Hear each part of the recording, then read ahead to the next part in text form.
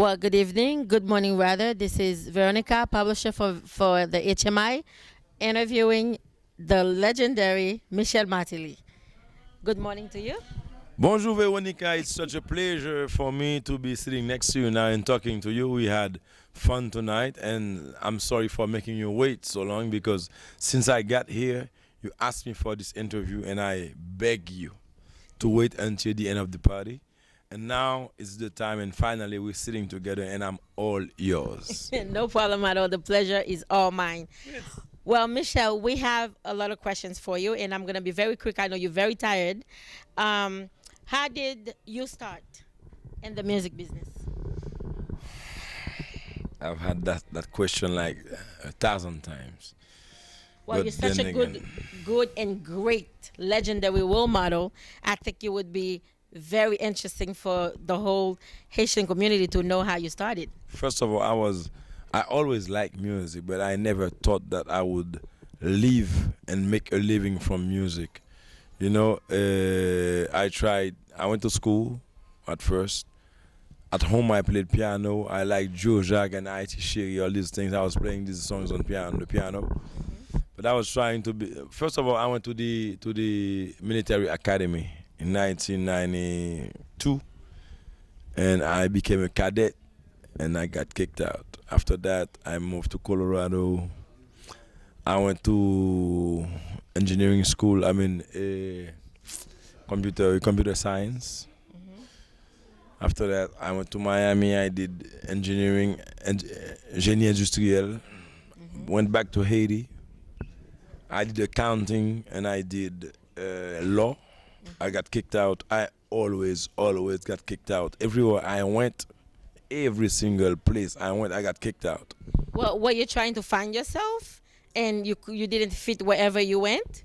Definitely, I was trying to find something to do until someday a friend of mine proposed to me to become the piano bar player because at L1 show they were hiring, and I told him I would try it, and I went for a piano bar job, and from that people started offering me jobs playing at communions, and until one day they asked me to replace Emile Volel, défunt Emile Volel, au monde que moi m'appelle, okay?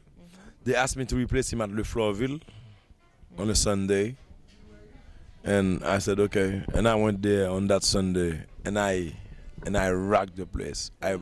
I tore it down, and that day a friend of mine called me Sweet Micky for Sweet People, and since that day I started using Sweet Micky for Sweet People as the band's name for almost a year. After a year, I decided that Sweet Micky for Sweet People was too long, and I went on with Sweet Micky. Okay. At first, I thought it was going to be like a gift from God, and indeed it was.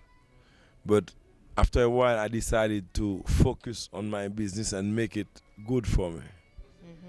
And then I turned the whole thing into making a living of it. Well, Michelle, knowing how hard it is in the Haitian music industry, I think it would be very interesting for the audience to know exactly how you do it. I just did an article about Haitian artists 2 weeks ago, how hard it is when we come out with how there are so many other people in the industry waiting to bring us down. How did you manage to stay up? First of all, nobody dared try to F with me. You know the F word? Yes. Nobody dared because my language is very heavy. I'm a very dirty guy, and I won't hesitate a second to F anybody around me. So it wasn't about them, it was always about me. It was about me doing my thing, me making it work. First of all, I had a great opportunity because when I started playing music, there were not that many bands. I think only Zengle, Music and Zen were around then. And Taboo was going down, excuse me. Taboo was going down. Skasha was going down. So the new generation needed something. And when I came out with Ulala, it was a new flavor. It was something. The people then they were listening to hip hop music. And then I remember Facade came and your album just crunched it. Facade was a side opening act, Yes. as far as I'm concerned. Because when I did things, I never saw Facade. Facade, I know they were there. I heard of them. But believe me, when Sweet Mickey was on, everybody was off. Because the whole country was listening to my vibe. They were moving to my groove and to my vibe. And not just for 1 year, 2 years, 3 years, but for at least 13 to 14 years straight in that country that you call Haiti, from 1988 to like 1998, 99. C'est T-Vice qui venait font ti bouche. Nobody else. Music was the gear with me. Not only that I beat them up, but they quit too. I beat them up and then they got out of the people's sight. You know, they stopped playing music. I don't know where they went. They stopped playing music. Zinglin, which qui était habité Haiti back then, they moved to the States. Zen, which was the only one that was hot, I was playing their songs in Haiti before they even came to Haiti. So Superstar was hot for a while, but I was playing their songs. You know, so I was the only thing moving in Haiti for a good 13, 14, probably 15 years. Yeah. It's after 15 years that T-Vice came and they started a competition, and then after T-Vice, Jacquot that I used to be the only one dancing Jacquot music, the only one. Jacquot was performing at Garage, my club. I was the only one there. But after a while, after trying hard and making it happen, then they became a competition, and I'm just happy that people started making competition to me, and then if it became too heavy for me, that's good. But thanks to God, I'm still alive and doing well. And also from back in the days when I made it, m'bat perdre du temps à filer filles, so I can say that I'm pretty happy with my career right now. If you want me to grade my 20 years, I will say that it was a success. And we all will agree. Now, my next question will be your first gig. I know how you got to Compa. So your first big bash. Like last night, we watched Harmonic with Caribbean making their first big grand debut. Who gave you the opportunity to do your first grand debut? I was the opportunity. I was the debut. I was everything, man. I was everything. And how did you do it? Because we have some local bands here in Boston fighting. I don't want you to think that I'm lying to you, but I don't even know how I did it. It happened to me.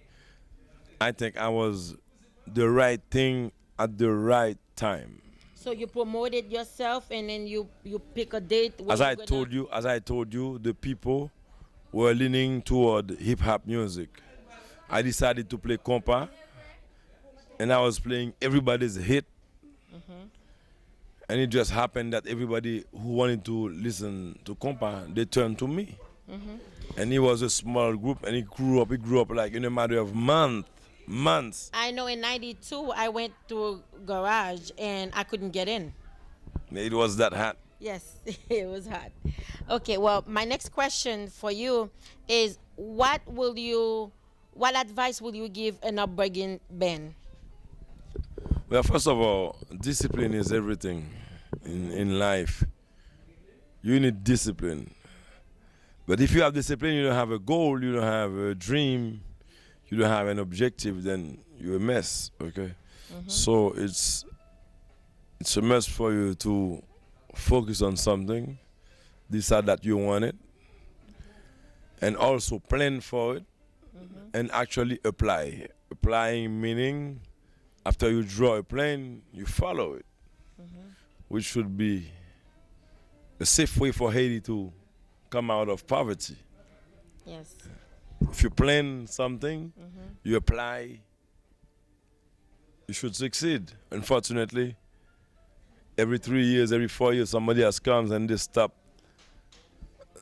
the previous plans, and so you never get anywhere. But it's so easy to succeed. All you need is an objective. If your objective, then you draw a plan. After you have the plan, all you do is apply. Okay. Well, which bring us to my next question. My next book about Haiti, it called "Stop It, Suspend." And in my book, my philosophy of a better Haiti, I think if we respect each other more, then we apply that respectful discipline to each other. Maybe we could apply it to the country, and that would change it. What do you think about that? First of all, I would go straight to you and tell you that I'm proud of you because Haiti is tomorrow, Haiti's success, Haiti's renovation is not about money, it's not about roads, it's not about food, it's about changing our own mentality. Yes. So I And agree then we with could you change our 100%. That's it. I agree with you 100% that we first need to change our mentality, our ways of thinking, and then from there, unite, have a plan, and then again apply. Definitely. Which will bring us to our next question, Michelle. You have a bunch of you next have questions. no idea how big you are in our community. You've done a lot for the children. You have a lot of, you have many organizations that you take part of. I know I have a friend in Haiti. He said no matter what he's doing, he call you. Whenever you're there, you come. You would make it. So tell us about the organization that you take part of. First of all, I have this foundation called Rose Blanc, where our ultimate goal is to better Haitian lives. Meaning, we into anything and everything. It's not like if it's school, we're not there. If it's money, we're not there. If it's agriculture, we're not there. We're part of everything. The school scrambled the other day. We did so much that I was amazed. Sorry. I was amazed that the president of Haiti, René Préval, he called my wife and he invited her to the White House. And she got a decoration called. She was great Chevalier d'honneur for helping so much. That's nice. Because I gotta tell you, when that thing happened in Haiti, the hospital, they had a greve, a strike. They were on strike. The only hospital that we have in Haiti, l'Hôpital Général, they were on strike. I was out of town, and my wife, she figured out a way to get, first of all, to open the hospital, to get doctors.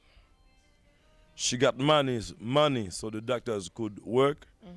She got containers of medicine so they could actually operate on the children. And we were able to save so many children that even myself, I was amazed. Because usually you do things in Haiti, but people don't notice. People don't see what you're doing. And like a week later, we got a phone call from the Minister of Santé, who asked her to come to the White House, the Palais, where she got the medal. So I'm very proud of what she did. And this is the type of things that we do, but we do not talk about it. I'm telling you right now because we're talking about things, but it's not like I want to tell people what she's doing. It's just what we do. And this is why our organization, the Fondation Rose Blanc, is a success. People trust us. She was calling people around midnight. People were answering their phone. They were giving money. And it's because they trust us. Well, Micky, anything you're doing, if you want to make noise, you just email it to Webmaster. No. I only make noise when I'm going to get my pens down, when it's sweet making. Now, if We'll you're get it into out for saving you. Haiti, it seems like you're into it, then we can get together and make it happen. Definitely. I look forward to that. And just to make you proud of me, I'm working with MIT. We're going to build a school in Haiti, in Alcaye.